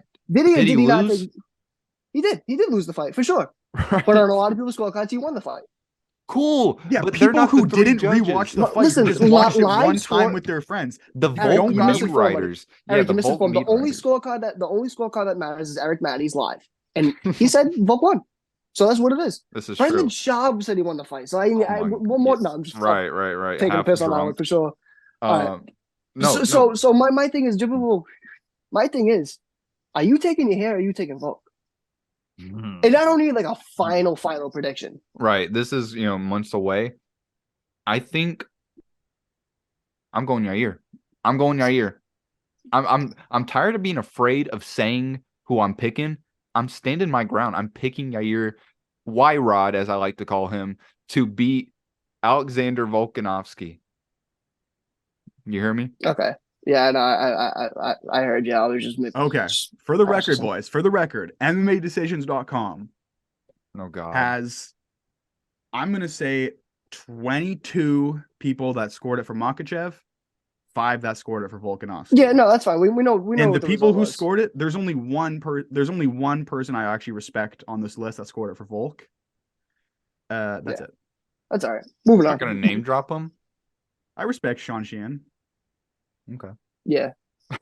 No, but the Volk meat writers just drove me insane. Like just posting clips of him hitting his arm. It's like, come on, dude. Yeah. How's that bathwater taste? That's so cringe. Right. I joke. No, we're talking Yair true. versus Volk. Interesting fight. I think it's an interesting fight. Yeah. I think Yair can definitely give Volk some problems. I think Volk could handily out wrestle Yair put together. I think he's That's definitely what I think as well. But this new Yair, man, I mean, now, although Josh Emmett has the credentials of a good wrestler, he doesn't really utilize it a whole lot in MMA. But still, like this version of Yair, his defensive wrestling is a big improvement to what we saw previously against like Max Holloway and against Frankie Edgar. Like big improvement. You can't deny that. But like when you're like we're just like falling over as Max Holloway is wrestling you, and Max Holloway just like taking half guard, and that was only not even 2 years ago. There's only, there's a limited ceiling of improvement. Right. You can only go up from there. And for sure. Right. So I do acknowledge I think he gives him problems with the kicking ability, and he's really, his footwork is cleaned up a lot from where it once was. Hayden's ditching us. He's back. This man bouncing. Footwork has cleaned up a lot. It's nice to see where he's come from the Korean Zombie fight, where he couldn't parry a jab to save his life. Yeah. And like this version of Yair looked really good. And you have to take into perspective who his competition is in relation to the champion. Volk is levels above Josh Emmett. But man, dude, Yair looked so good, man. I'm picking him. Every champ has their day, and I think that this is Volkanovski's day to lose. I think his focus is all on, I got to get back to Islam. I got to show people why, I'm the true number one pound for pound. And I'm not even going to get into how BS that was, that Islam didn't get the number one pound for pound. We're not even going to get back into that, because that's a whole hour discussion. We can get into that if y'all want to. No. Okay. This has gone on very long. Right. Okay. But I'm just saying, every champ has their day. No one's Superman. Yair's going to beat him. He's going to head kick him. Are we talking Max Arnold still, or no? We can just give picks. You don't want to give picks? Straight to the picks. Anybody got some thoughts on that fight? Max Holloway taking on Arnold Allen this weekend, fight night. It's a little bit of a similar situation where Holloway needs to go out and get wins again, kind of like how he was after the second Volkanovski fight. Got matched up with Calvin Kattar. I think this is definitely a different matchup than Calvin Kattar, where retrospectively Max was a nightmare matchup for Calvin Kattar, and people who thought Kattar was going to give him serious problems don't understand how stylistic matchups work. Oh, is that right? Just kidding. I remember about the time I thought Max would win like a good 3-2 decision. I didn't see him like 50-38ing him. Hospital. But Arnold presents some interesting things that I'm curious to see how Max comes out and attacks, just because Max comes from one of the more thoughtful camps and has a very, very thoughtful team in terms of game plans. And Max has really shown an impressive ability to adjust his game and implement those game plans. So I'm really curious to see how that unfolds and how he deals with some of the problems that Arnold can give him. I have a lot of questions, I don't really bet and all that, but from a bettor's perspective, I have a lot of questions about Arnold, and it's tough to really ride with a guy when you have a lot of questions about him. You know what I mean? Yeah. We haven't seen him really against his high level competition. Yeah, I mean, what's his best win? Sadiq Youssef, because he fought Calvin, he beat Calvin, but he looked great against Calvin. He looked great against Calvin. For as long as it lasted, he looked good. But he sparked Dan Hooker. Again, there's a little bit of asterisks in those, but he's deserving of the fight. We've seen him, for sure, but we've seen him notoriously gas out, usually when the second round hits, towards the middle part of the second round. We've seen him come from behind a lot, which is a nice skill to have, but is that really what you want to be known for? Wait, does he gas out or does he come from behind?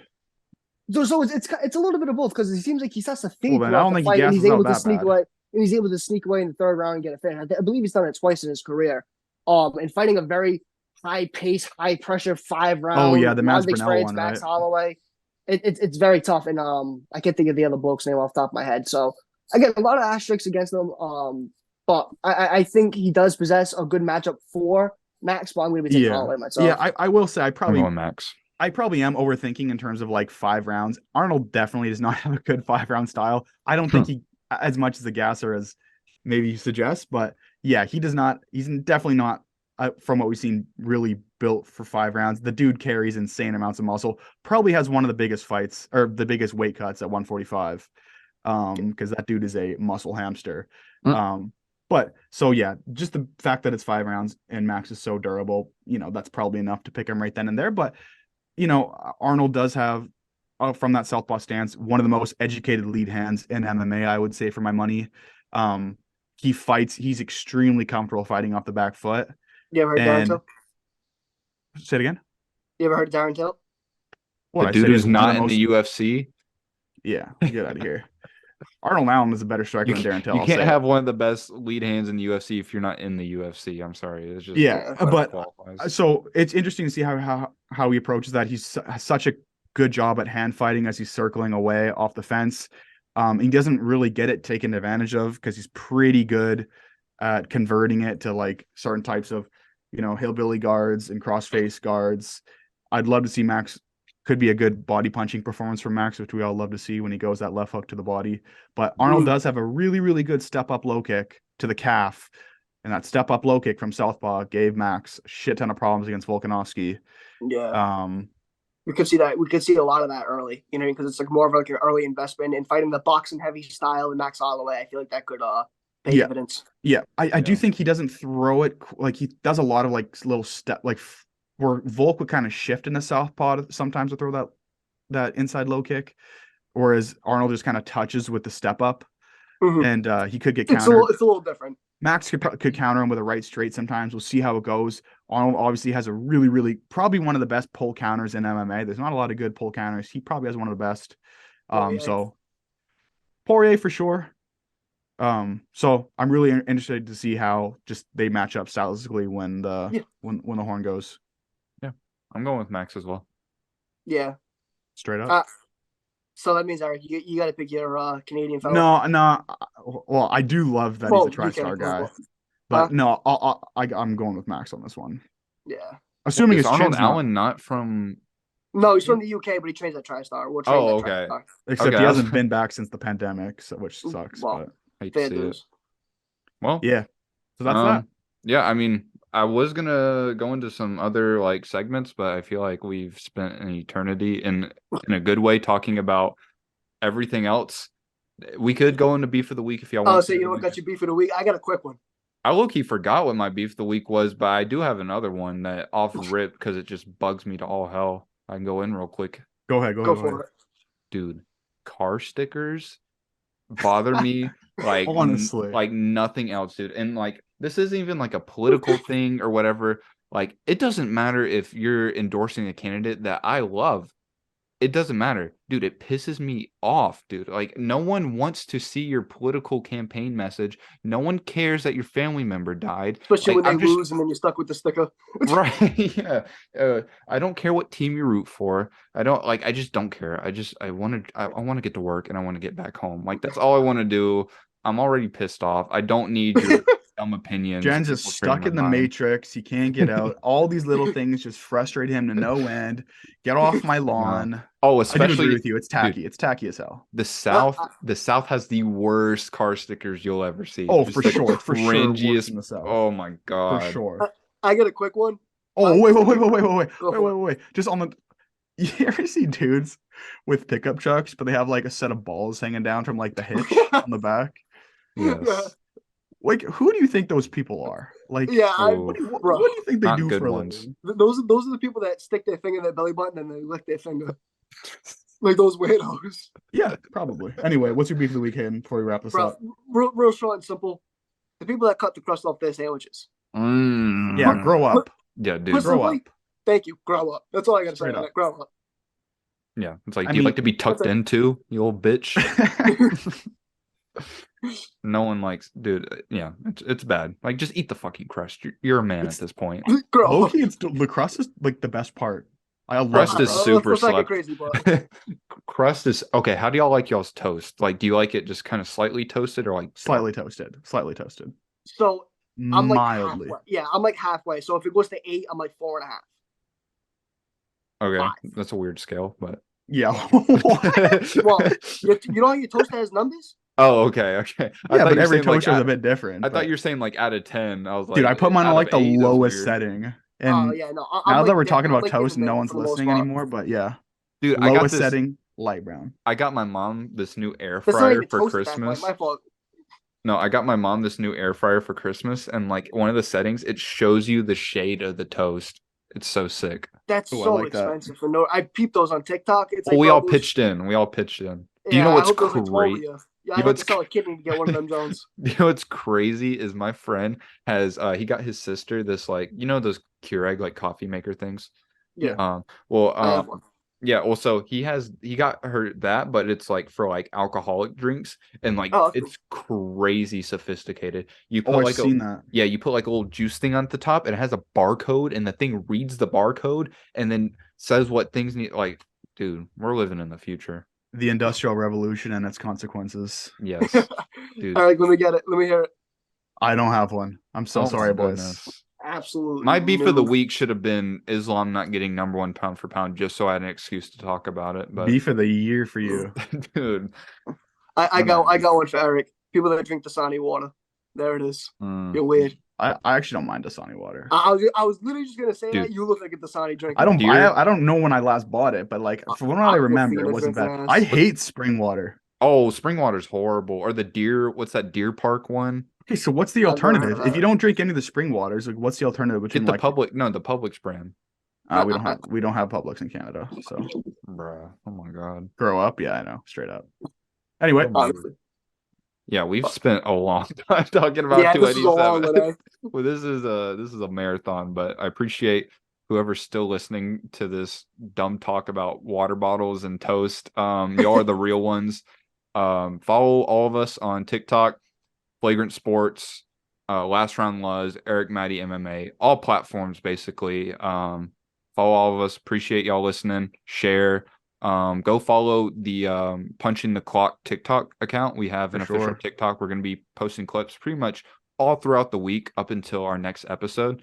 So yeah, appreciate and give any constructive criticism you guys have to the show. Like we want to get better. We know it's for sure. It's our first time doing this, and let us know what you want us to improve on.